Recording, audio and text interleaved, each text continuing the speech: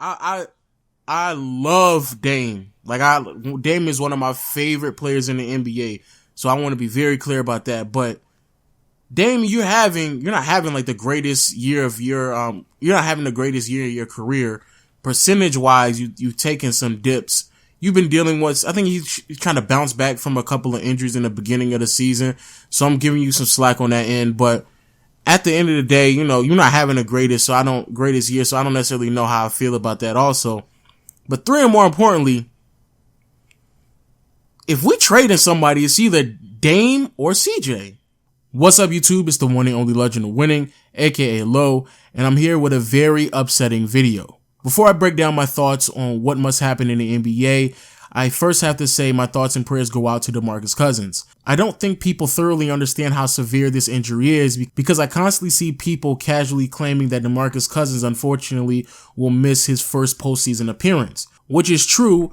A torn Achilles is an injury that is severe enough that it is season ending, but also a torn Achilles is so severe that it possibly can be career altering. And if that is true about DeMarcus Cousins, which more than likely it is, as he is a 6'11", 260-pound man, that more than likely means that we have seen the last of prime DeMarcus Cousins. So with that being said, I hope everything works out for DeMarcus Cousins and I hope he returns 100%. Now, moving forward, what exactly does this mean for the rest of the NBA? Because despite the fact that DeMarcus Cousins has never made a postseason appearance, despite the fact that many people, especially over the last year and a half, have attempted to assassinate DeMarcus Cousins' character, many people still were out there demanding a player of his caliber, simply because they needed a big man to anchor their offense, especially with the ability to space the floor. And now that he's out of the picture for at least a year of the NBA, we have to ask ourselves, what exactly does this mean for the rest of the league? First, we have to talk about the New Orleans Pelicans because I honestly believe this affects them the most. New Orleans Pelicans, I'm sorry to say this, especially to the fans, but it's time to wake up.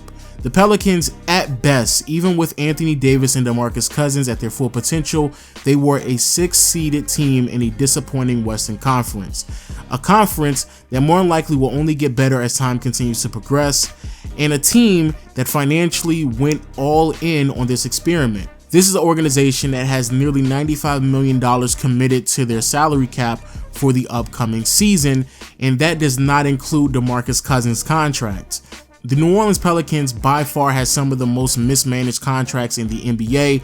Players such as Drew Holiday, Solomon Hill, and Omer Asik are vastly overpaid, and they're not coming off the salary at least for another 2 seasons. So when you keep that in mind, along with the fact that again they have nearly $95 million on the books already, financially speaking, they don't even have enough money to go out there and find anyone promising for the upcoming season, which means that we are now referring to another year that is lost in Anthony Davis's prime, which now is very annoying because I definitely do not like it when organizations waste away talented players. And when it comes to Anthony Davis, it is time to trade him.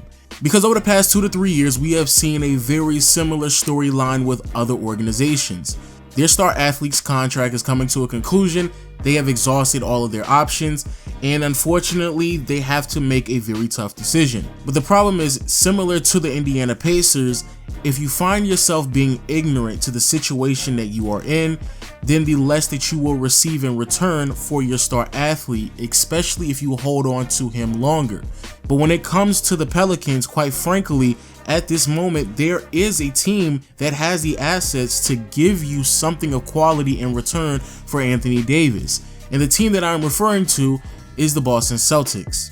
Now, over the past 6 going on 8 months now, I have been pretty consistent about the idea of the Boston Celtics making a trade to go after Anthony Davis, simply because I have seen what Anthony Davis and DeMarcus Cousins have been able to accomplish, and even with them both putting up ridiculous stat lines, DeMarcus Cousins having historic nights, this is a team that again at best is the 6th seed in the Western Conference. And now that DeMarcus Cousins has suffered an injury that will keep him sidelined for at least a year, they definitely should be pursuing that transaction. Because now that Anthony Davis is more than likely going to be on the trading block, the Boston Celtics could easily move players such as Jaylen Brown, Jason Tatum, Al Horford, or possibly even Gordon Hayward in the upcoming offseason, along along with the picks that they have to go out there and get a player such as Anthony Davis. And the reason why they should be willing to do so is pretty obvious.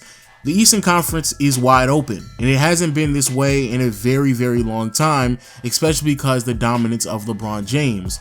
But when you look at the Toronto Raptors, and yes, that is a very well-rounded team, however, their two-star athletes have consistently not shown up in the postseason. You look at John Wall, Bradley Beal, and the rest of the Washington Wizards, even though, yes, they have a lot of potential, and yes, they still have some time to grow, but they consistently disappoint in the regular season and in the postseason. And even though, yes, the Milwaukee Bucks will eventually find their footing and hopefully become a legit threat in the Eastern Conference, as of right now, the only team that stands in between the Boston Celtics and the NBA Finals are the Cleveland Cavaliers. And as we clearly have seen, the Cavaliers are by far the most dysfunctional team in the NBA. And with the ups and downs that they're having so far this year, the Boston Celtics should be able to capitalize on their downfall, especially when they are led by a great head coach in Brad Stevens, who is leading that team to great defensive marks, along with an assassin in Kyrie Irving that can create his own shot and potentially lead this team deep into the postseason. And if all it means is for them to add an Anthony Davis caliber player on their team, which they potentially can do, quite honestly, and yes, I love Jaylen Brown, Jason Tatum has definitely exceeded my expectations, and that pick could potentially be someone of quality. A player such as Anthony Davis, especially pairing him up with Brad Stevens and Kyrie Irving and the rest of that team, is something that I quite frankly believe could beat the Cleveland Cavaliers as soon as this year. Which then brings us to the Cleveland Cavaliers. The Cleveland Cavaliers have to figure out a way to adapt and react on the fly while still trying to organize the dysfunction that is that organization. The problem is, the piece that many people assumed that they were going to trade for is DeMarcus Cousins, as this team has a massive hole at the 5 position that has been filled by Kevin Love and now going to be filled by Tristan Thompson.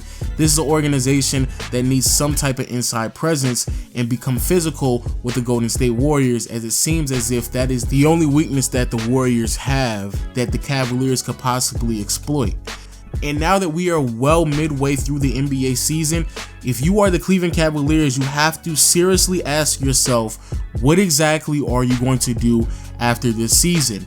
Because even though, yes, this is a team that will make the playoffs, and in my opinion, until something changes with the Boston Celtics, should be favored to make it to the NBA Finals, without having LeBron committed long term, you have to seriously think about keeping that pick and really reconstructing that team from the bottom up, because more than likely this is going to be the last run for the Cleveland Cavaliers, especially if the Boston Celtics are able to snag Anthony Davis from the New Orleans Pelicans.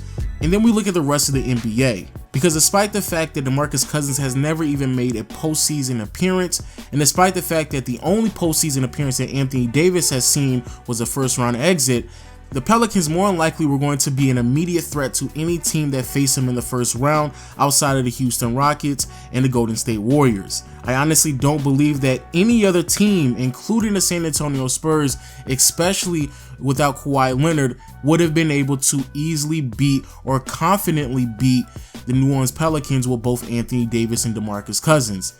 And it is unfortunate, because again, regardless of what you want to say about DeMarcus Cousins, his character, his defense, his turnovers, it is undeniable that he was by far one of the most elite level players in the NBA.